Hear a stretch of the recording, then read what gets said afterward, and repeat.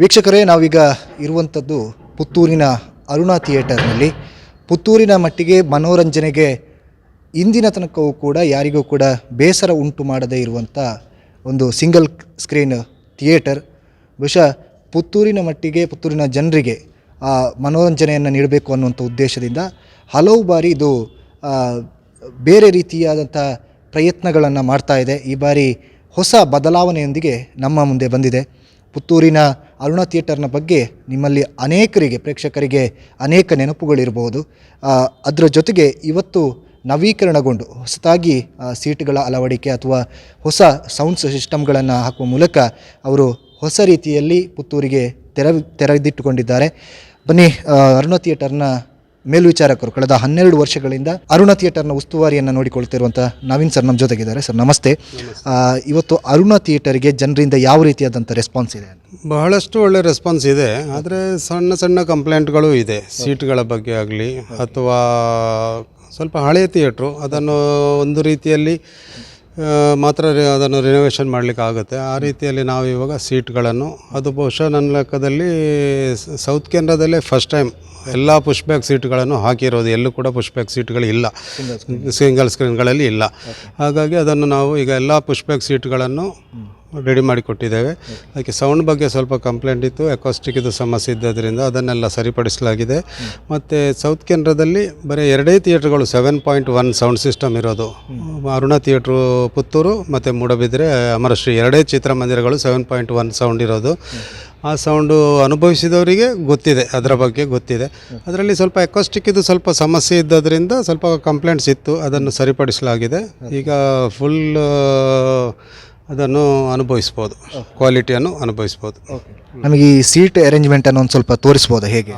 ನೋಡಿ, ಇದು ಪುಷ್ಬ್ಯಾಕ್ ಅಂದರೆ ಇದು ನೋಡಿ, ಹೀಗೆ ಕೂತ್ಕೊಂಡ್ರೆ ಬ್ಯಾಕ್ ಸೈಡ್ ಹೋಗುತ್ತೆ. ಬಾಲ್ಕನಿಯಲ್ಲೂ ಪುಷ್ಬ್ಯಾಕು. ಇವಾಗ 1-2 ದಿನಗಳಲ್ಲಿ ಸೀಟ್ ನಂಬರ್ಗಳು ಬರುತ್ತೆ. ಅಡ್ವಾನ್ಸ್ ಬುಕ್ಕಿಂಗ್ 12 ವರ್ಷಗಳಿಂದಲೂ ಅಡ್ವಾನ್ಸ್ ಬುಕ್ಕಿಂಗ್ ಇದೆ. ತಿಳಿಯೋದವರು ಕೆಲವರು ಇದ್ದಾರೆ. ಬರೀ ಫೋನ್ ಮೂಲಕ ನಾವು ಅಡ್ವಾನ್ಸ್ ಬುಕ್ ಮಾಡ್ತೇವೆ, ಆ ಟೈಮ್ ಒಳಗೆ ಕಲೆಕ್ಟ್ ಮಾಡಬೇಕು.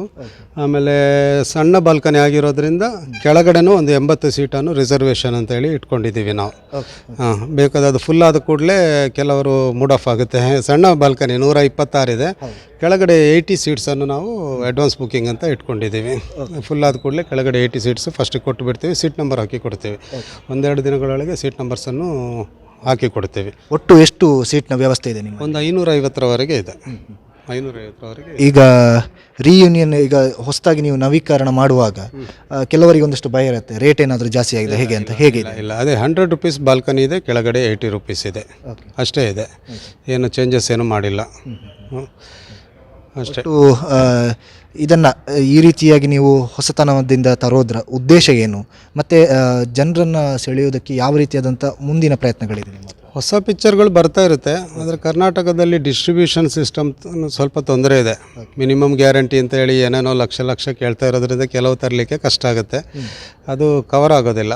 ಅದು ಅವರಿಗೂ ಡಿಸ್ಟ್ರಿಬ್ಯೂಟ್ರಿಗೂ ಗೊತ್ತಿರುತ್ತೆ ಕವರ್ ಆಗೋದಿಲ್ಲ ಅಂತೇಳಿ. ಸುಮ್ಮನೆ ರೇಟ್ ಹೇಳ್ತಾರೆ. 2 ಲಕ್ಷ ಪಿಕ್ಚರ್ಗೆ 8 ಲಕ್ಷ 10 ಲಕ್ಷ ಹೇಳಿದರೆ ಅದನ್ನು ತರಲಿಕ್ಕೆ ಆಗೋದಿಲ್ಲ. ಇಲ್ಲಿ ಕರ್ನಾಟಕದಲ್ಲಿ ಅದೊಂದು ಸಿಸ್ಟಮ್ ಇದೆ. ಸಬ್ಬು ಡಿಸ್ಟ್ರಿಬ್ಯೂಷನ್ ಕೊಟ್ಟಿರೋದ್ರಿಂದ ಏನೇನೋ ರೇಟ್ ಹೇಳ್ತಾರೆ, ಅದನ್ನು ತರಲಿಕ್ಕೆ ಆಗೋದಿಲ್ಲ. ಆದರೂ ಮ್ಯಾಕ್ಸಿಮಮ್ ನಾವು ನಷ್ಟ ಮಾಡಿಕೊಂಡು ತಂದದಿದೆ ಪಿಕ್ಚರ್ಗಳನ್ನು, ಎಷ್ಟೋ ಪಿಕ್ಚರ್ಗಳನ್ನು ತಂದದಿದೆ.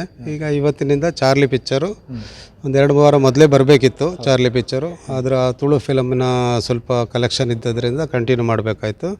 ಇವತ್ತಿನಿಂದ ಚಾರ್ಲಿ ಪಿಕ್ಚರ್ ಹಾಕ್ತಾ ಇದ್ದೇವೆ. ಮುಂದಿನ ದಿನಗಳಲ್ಲಿ ಒಳ್ಳೊಳ್ಳೆ ಪಿಕ್ಚರ್ಗಳು ಬರುತ್ತೆ. ಇನ್ನೂ ಸ್ವಲ್ಪ ನಮಗೆ ಸ್ಕ್ರೀನ್ ಬದಲಾವಣೆ ಎಲ್ಲ ಸ್ವಲ್ಪ ಕಾರ್ಯಕ್ರಮಗಳಿದೆ ಇಲ್ಲಿ, ಅದು ಮಾಡಬೇಕಾಗುತ್ತೆ, ಮಾಡ್ತೇವೆ. ಸರ್, ಪುತ್ತೂರು ಅನ್ನುವಂಥದ್ದು ಒಂದು ಕೇಂದ್ರ ಸ್ಥಾನ.